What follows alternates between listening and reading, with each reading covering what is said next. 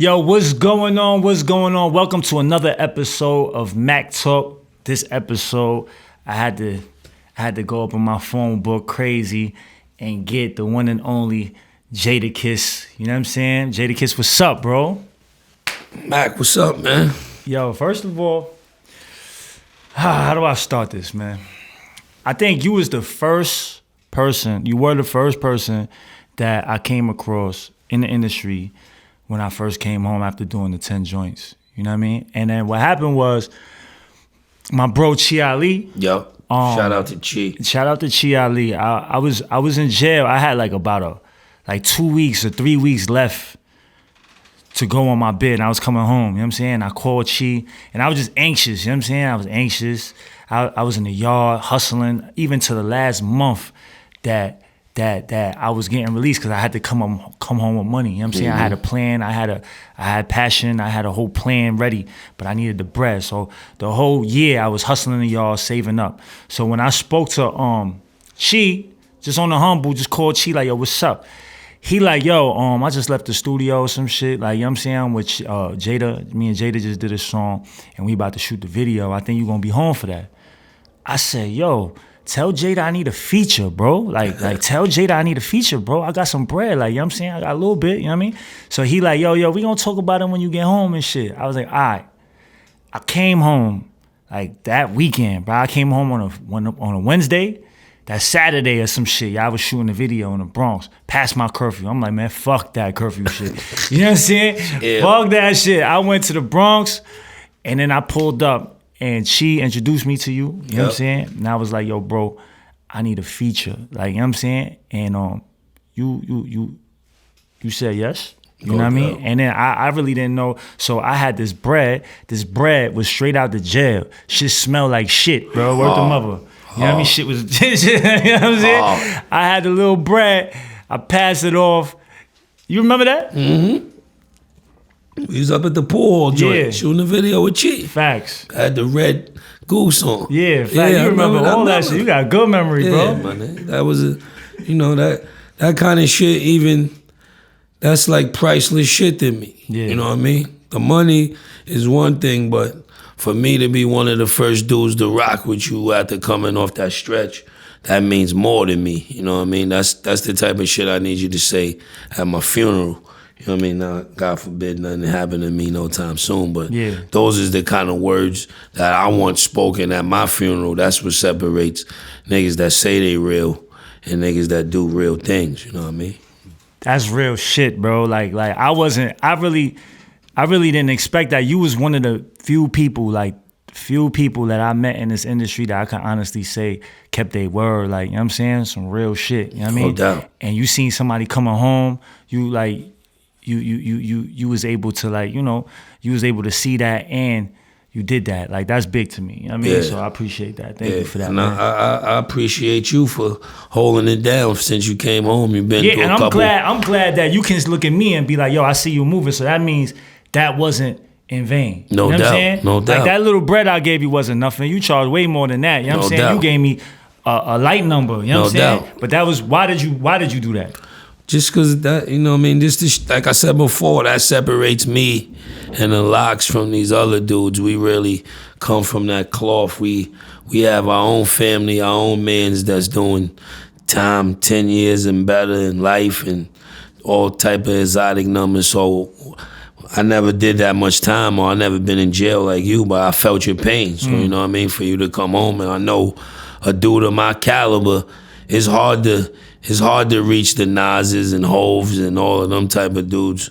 You know what I mean? Especially just coming home. So that's just always something that I like to do, that we like to do once Chi. It was like the same thing as me doing it for Chi. Yeah. He came home from the stretch, yo, Kiss, I need it. We knocked it out. And he like, yo, my man. Same, you know what I mean? That's just a protocol and a way of life that we live off. You know that's rare, bro.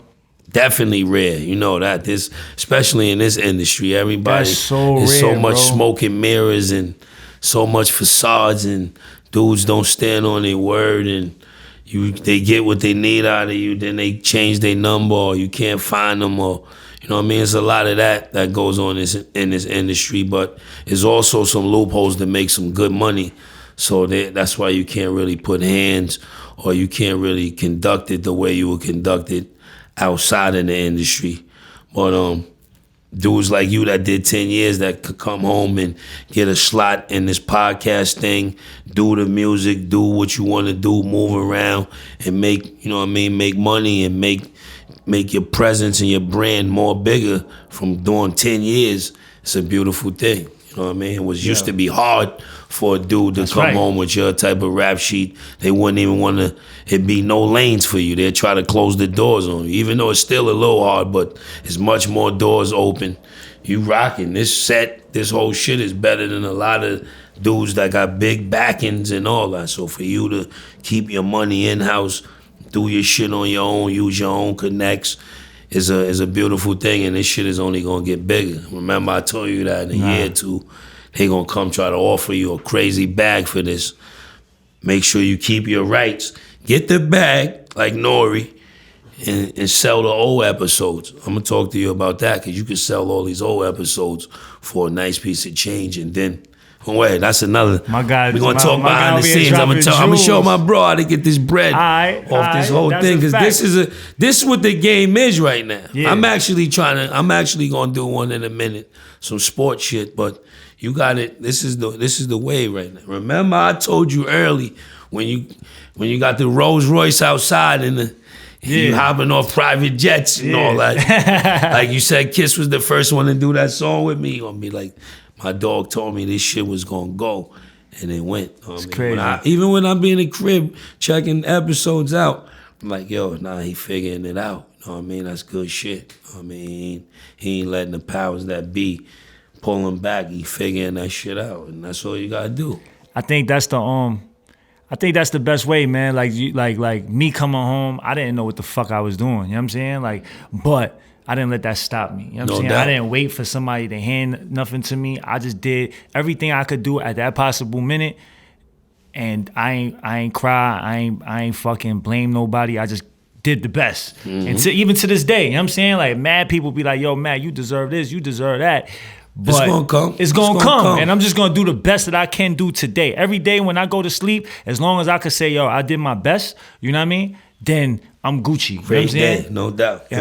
Some words Hov gave me many years ago is, what he said? Take a special nigga to grind. You know what I mean? And that, me hearing that from him was a mean jewel. That might be one of the meanest jewels he ever gave me. And he probably, to this day where he's at in life, even though he's still my man, he pick up the phone, all that. He probably don't remember that he told me that, but I took that shit and try to implicate it in everything. And that's what you doing right now. That's what we doing. And that's a fact. Some dudes fold, some dudes can't take it when a door gets slammed in their face. Some dudes get a little low on bread and think the world is over. It takes special niggas to come down and come back up. You know what I mean? Anybody can inherit bread and look like you know what to do, but it's hard to come out of jail and start from the marbles and, you know what I mean, turn that shit to an avalanche. Even your situation, you know what I mean? But we're going to get to that. So look,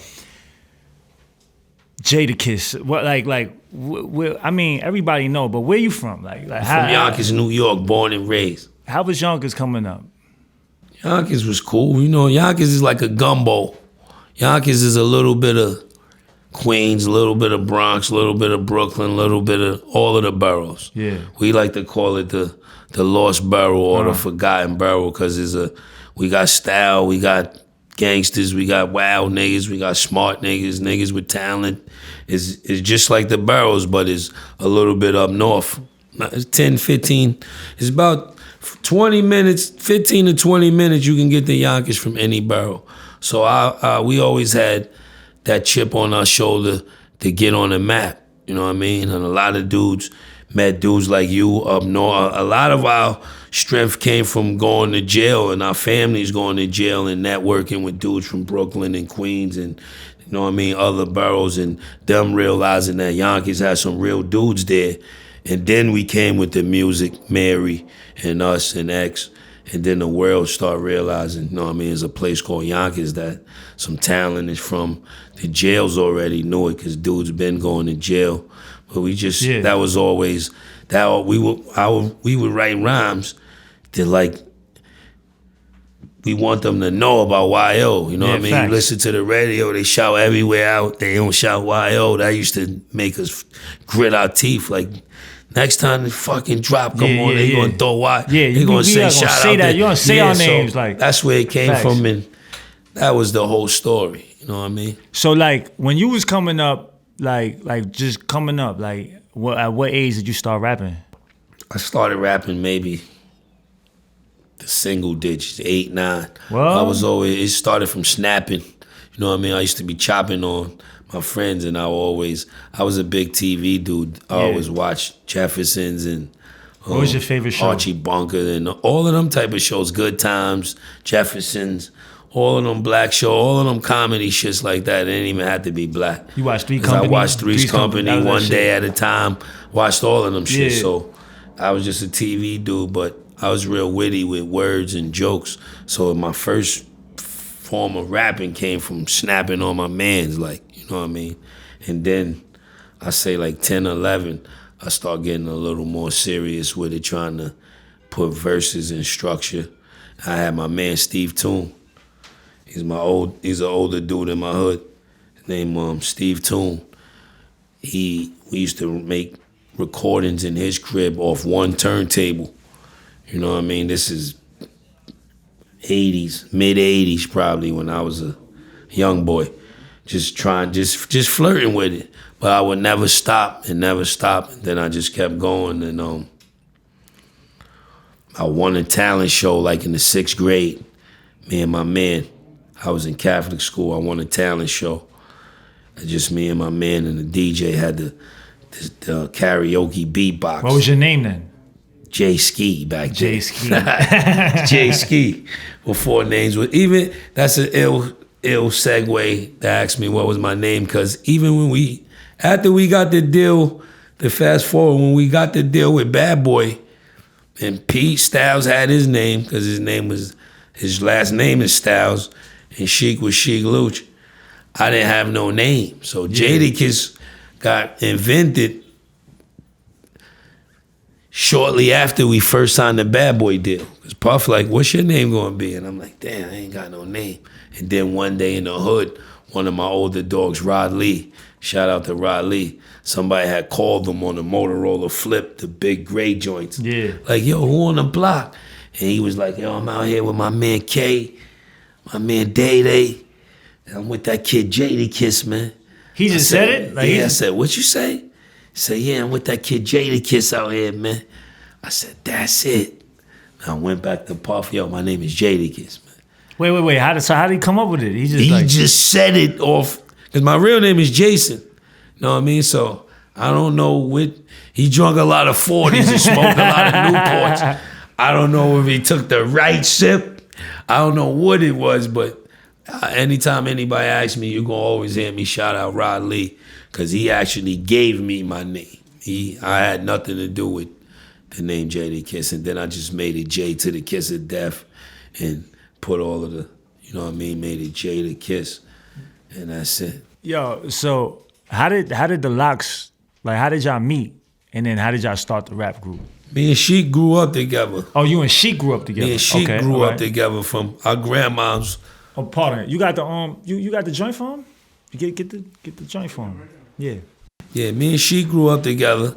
Our grandmoms lived in the 2 buildings. You know, as far as we are apart, it was 2 buildings like that. And Sheik grandmoms lived where you sitting, and my grandmoms lived in the building like that. So since little toddlers, we was always together. And then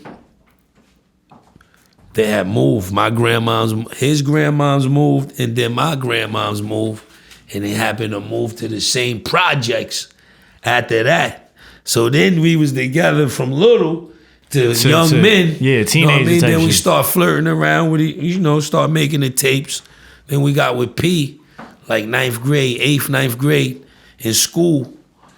And our plan was originally, people don't know this, me and Sheik was supposed to sign, our plan was this, we was gonna get on and sign P. You know what I mean? But it was taking longer and longer, and some niggas was hustling, we was trying to pay him for studio time.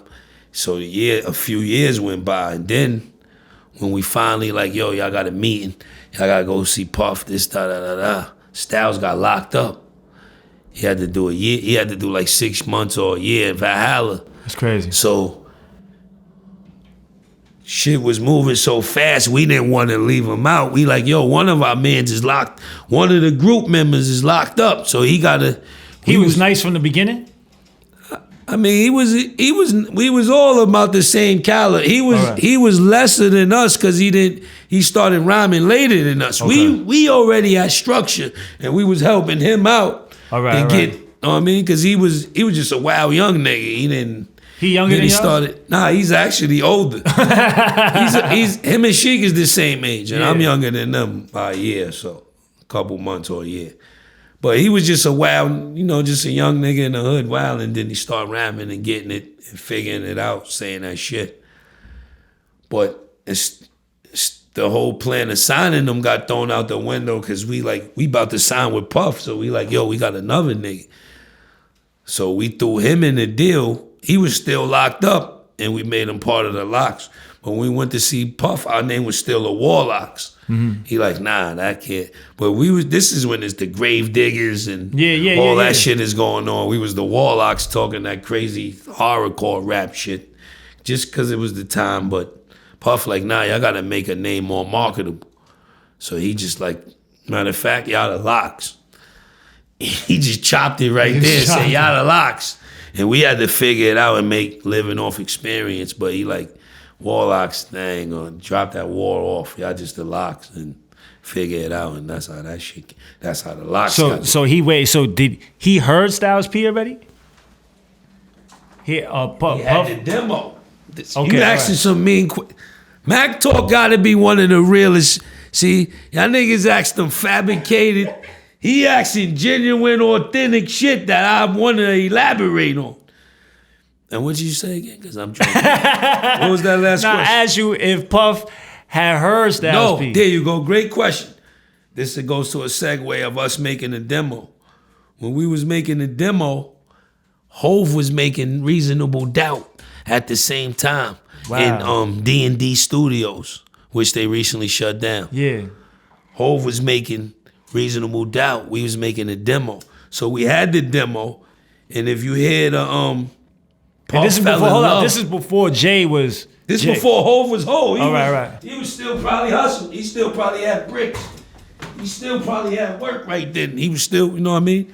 He come in the pool hall slim with linen pants on, Cardi's, iceberg shirt and all that. But he used to talk to us. We ain't really know too much of him, but we kick it. And Jazzo, which is his man who made the shit with Foxy. Yeah, Jazzo. We got a beat off him, off being in there. Politicking young niggas, Jazzo, he felt us, he gave us this beat. And P killed it. That was one of the songs we had off the demo. Puff fell in love with it. He loved the song so much he didn't even have to see P. It was good enough. We could tell him, yo, him right there, he locked up, but he gonna be home in a few. So he like, all right, and threw him in the deal. And that song is actually on the No Way Out album. Wow. My click is in it too is over. Okay, Never right. sober. Yeah. Shorty in the No Way Out joint is on Puff, the group shit, right? Yeah, the song from No Way Out. That song that he loved made it. That's the only song of the demo that actually made it on No Way Out. So how did y'all meet Puff? Like, how was that? Our managers was Rough Riders at the time. Know what I mean? Wait, hold up. DNY was our manager. Oh, what? That was before they had Rough Riders? No, see, we speeded up a little bit. Yeah, let's get... Before, when we was in high school and we was ringing bells with the Locks. With the Warlocks? We was the Bomb Squad. We got to go even back more. Right. We was the Bomb Squad before we was the Warlocks. SP had a job at Odd Jobs. We did a heist, pulled up. We stole all the... Because they used to sell cassette tapes. When the truck came in, he took all the cassette tapes. We pulled up with the whips. We made a mixtape. We was selling it in school for 15 cash. What? That shit was going like crack. Hot cake. Yeah, now we got YO buzzing. We doing shows. All right. Our shit is ringing. Now we doing more demos. with a dude named Dave Hall and the Mushmen. It was these dudes in Whitney Young that was older, like, yo, let us produce y'all, let us make some shit with y'all. So we started doing shit with them. Then eventually they took us to Dave Hall. Then that whole shit went wrong. X came to see us with D and Y. Then when that happened, the niggas from Whitney Young, the Mushmen, felt some kind of way. So for us to even work with D and Y and talk to Puff and did a deal, we had to pay them niggas like $16,000 or $10,000 or $16,000. So they paid that for us. Then that got them out of here. Then that made Ruff Ryders our manager. Then they took us to get the meeting with Puff. But why didn't you just put y'all on Ruff Ryder? They couldn't because of the intertwinement we was with the Mushmen. Right. The nigga Right. Yeah, they did some paperwork shit that made them had to pay to get us but out of the deal. at that time, where was DMX at? Like at that time, how in his career? Ruff Ryders, D and Y. They knew X was gonna blow, or they believed in X since '85 or something. Okay. They was saying he gonna blow since then. Like the whole Ruff Ryder shit, they thought they was working on. They was working on that shit since the '80s. Okay. And it just happened to pop in the '90s.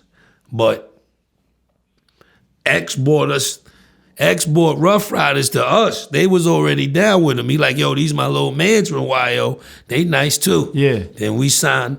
They wanted to sign us when we were 16. My mom's wouldn't let me sign though. She was still on that, yo, you gotta go to college. That music shit is bullshit. I ain't letting you sign. So I always throw that back in her face when I bought her a house. Yeah. A few years later, I copped the house like $600,000. Yeah. Look, man, you remember you said, you know what I mean? So we always joke about that. That felt. I can't wait to do that shit, That's one of the bro. best feelings. I can't in the fucking world. wait to do that shit, you just bro. sign, especially at the closing. That shit'll make you shed a tear like you beat trial or your man just got Bro, I'm about to released shed a or tear right reverse. now, bro. I You know can't what wait I'm to saying? that shit Doing the happen. closing and getting the papers and the keys and just like, hey, ma. Big crib with the lawn and that shit that's like the best feeling in the world, my nigga. You know what I'm saying? But yeah, so X brought us to them. Then we happened to get the deal first with Bad Boy. And then X got the deal with Def Jam. And all that. Blew the roof off the whole shit. So how was being on Bad Boy? Like what was that like when y'all got signed and that whole experience? Because Biggie was popping already, right? Biggie was popping. Biggie was on fire. It was Ready to Die was out. It been out. Bad Boys.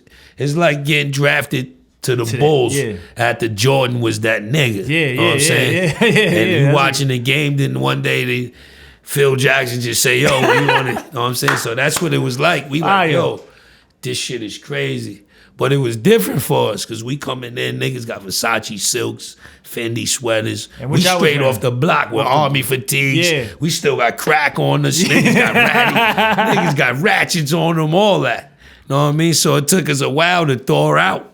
We never really thawed out. That's how we got off Bad Boy, because we would always have, you know what I mean? We'd always clash a little because we'd be over there. Like, we couldn't really blend. We wasn't champagne drinkers at the time. We still ain't. You see what it is, Duce. But it couldn't. Shout out to Duce. But we learned wild shit from Puff. We got wild money. He taught us how to perform. He taught us how to go on stage. He taught us how to tour. He taught us how to make songs. He taught us how to shorten verses. He taught us how to rhyme about anything you want. We learned as you hear us ranting as the young locks on Angie Martinez saying whatever, we also learned a lot of shit from him. You know what I mean? I could say that now that I'm a grown man and look back on the whole situation. A lot of shit was fucked up, but a lot of shit was beneficial at the same time. So it wasn't right for us to just throw him under the bus and not give him the credit that he deserved to, as far as us. You know what I mean? And now our relationship is super solid. That's good. It's like after you have a scrap in the bathroom with one of your mans, and then you end up being this bunky, and y'all end up bidding for that'd be the best relationship. Your shit is more understandable. Exactly. You know what I'm saying? You have a better understanding. That's how it was. But and then, You know, we would just have a lot of clashes. And then, you know, Mace was rocking. He was on the upper scale. We was murdering the Clue. We had the streets, so we still felt good. You know what I mean? We still felt great because the hood, every street, we was doing our shows off mixtapes. Yo, you know when was the first time I heard about y'all? This is like in, what year was this? This is like in 90, I would say 96? 90, it was 96 when y'all got signed up to. We probably got signed in 94, 5. All right, so it was around 95, 96. Yeah. I was in DFY, right? I was in a place called Ellen McQueen in Brooklyn, a lockup joint, right? I used to every day, every week, I forgot what day, but it wasn't Hot 97. It was Kiss FM, I think. It was one of them shit. 7 Kiss. Yeah. Clue was something Clue was on. I don't remember, but it was Clue no. It was who was it? I don't remember, but y'all was up there. You know what I'm saying? Yeah. Y'all was up there, and I heard the freestyle. Y'all was just rapping and shit, and I'm just like, damn, who the fuck? Like, I just remember that shit. I think, who was there? I think it was around the time when like Cannabis was popping, around that time, right? Yeah, So I heard that shit and I was just like, yo, these dudes is crazy. And there was always conversation about who's better out the locks. Like, yo, JADAKISS, Sheik. There was always like a cult following out of y'all three. Like, you know what I'm saying? There's always somebody rooting for Styles P. Always somebody saying Sheik. Always somebody saying JADAKISS. And we always take it as long as you like somebody, it's a win for the team. You know what I mean? That's why we last.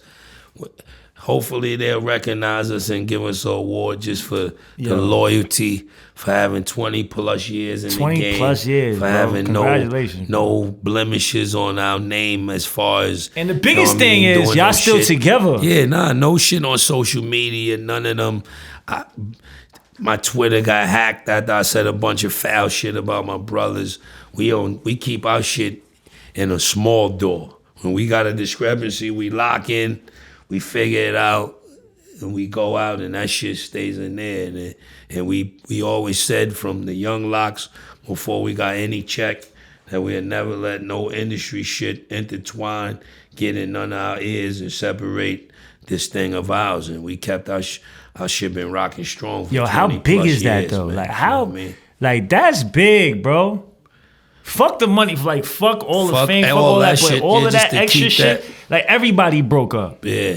Everybody broke up. And that's why you gotta, LOX gotta be somewhere on the mantle. Cause everybody out of this, from Run DMC, every group you name, they had something.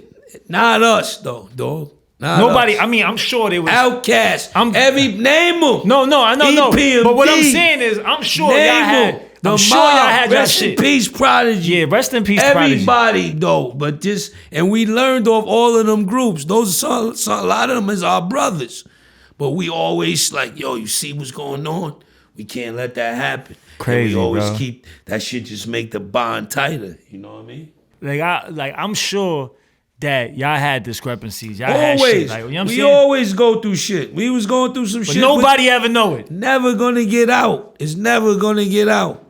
Lock the door. Yo, what's your problem? What's your problem? Butt heads. And figure it out before we leave this room, and then it stay right there. We ain't tweeting. We ain't fucking gramming, Facebooking, none of that sucker shit. We gonna figure it out man to man, face to face, and leave that shit right there, dog. Because we came together before it was any of this shit. Any YouTube, nah. Never. Nah, niggas will wrestle maybe when we drunk on the tour bus.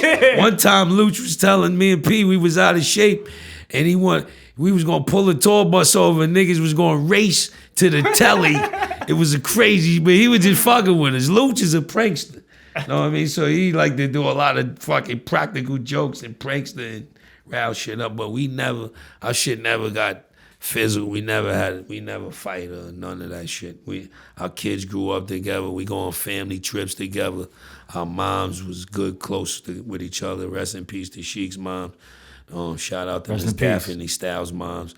Everybody, We real brothers. Like we ain't. A lot of groups get made at the label. We wasn't. We went to the label already made. Brothers. You know what I mean? Already, yeah. They couldn't. No matter what fire. that paperwork would say, we got this shit figured out. Y'all can think what y'all want, but we got it.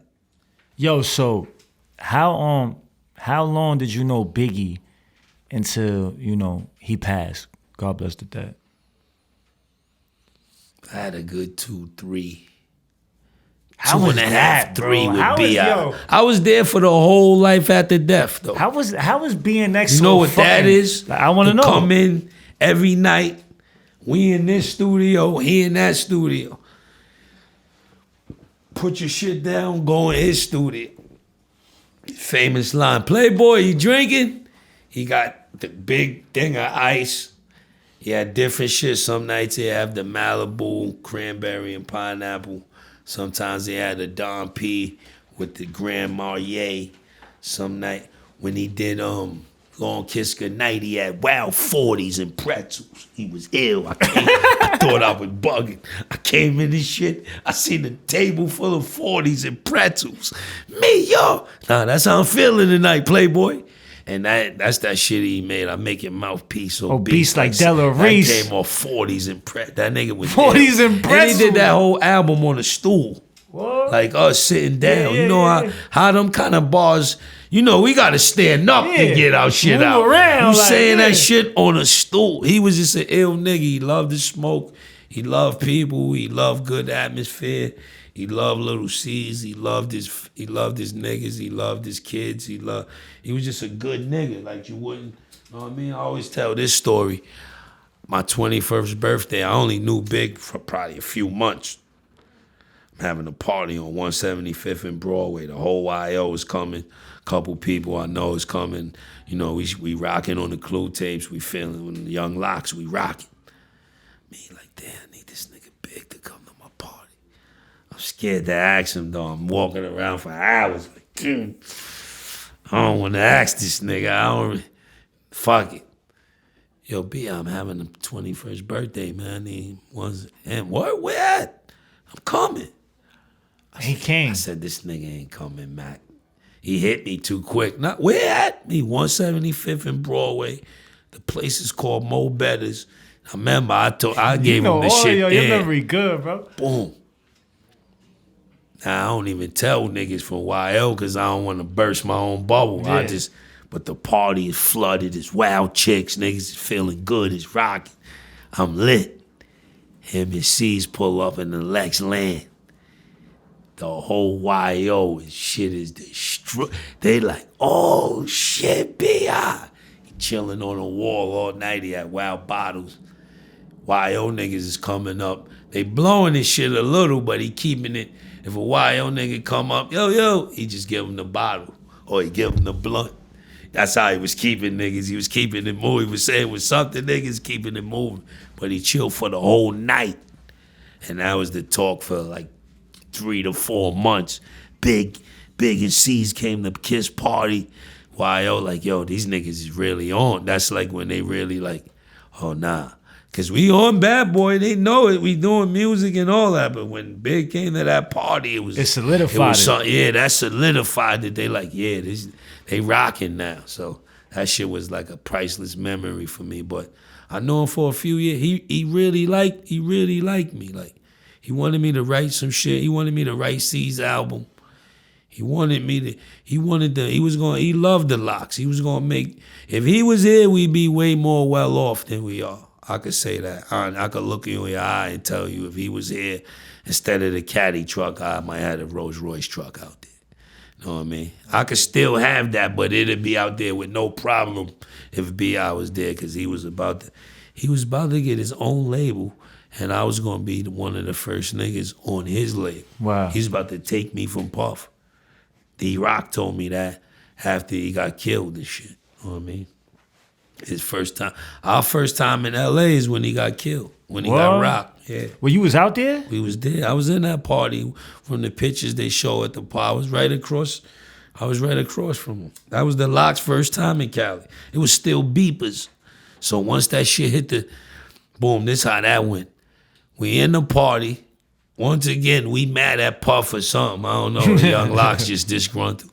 We go over to B.I. He having the time of his life. The picture you see of him in the chair with the cane. Yeah. The last picture they show. I remember that picture. We go over to him. We got the screw faces on the 4th floor faces. He like, what's wrong with y'all, man? We like, man, this nigga Diddy, this, that. Him, fuck all that. We gonna handle that when we get home. Here's some dump. He gave us some champagne, like an ounce or half ounce of weed. We here, man. We chilling. My album. We celebrating my single. You know what I mean? My album about to come out. We handle that shit. So we had to shake it off. Like we went back over there where we was at, chilling, smoking. Now everybody leaving. Clue was having a house party in the hills at Heavy D. Might have been Hev. I know Clue was having a party in the hills. That's the next spot where everybody was going. Now we leave. Everybody leave from that spot where you see. We get in the whips. We out. We must have got there earlier than everybody. We get to the Clue shit. We there for about 10 minutes. Then you just see niggas like this around the room and get to us. Yo, they said somebody just killed Big. Now everybody's out. We out. We just riding around L.A. waiting to hear where to go. That's when we go to the hospital. Yellow tape, Suburban, all that shit right there. And we back in the telly after. Beepers going off. My mom's, everybody from over here is calling because we over there. First time over there. That shit was ill, dog. That shit still got a bad... You think about that shit still? Every time I'm over there. I don't know if it's Santa Monica or La Cienega. One of them, whatever's that street they shot them on every time because I'm always driving up that shit. That shit is just and you like pass by the same spot. Ill film, the spot, the hospital where the Suburban was at. All that shit, I always see it. Like, and that shit just always replay in your mind. Like, damn, that's crazy. Rest in peace to Big, man. Yeah, Frank White forever, though. That's why I try to do whatever I could do for the Mafia, for Little C's, Little Kim. Shout out to them. They about to get back together and rock out. As they should. And that's just that was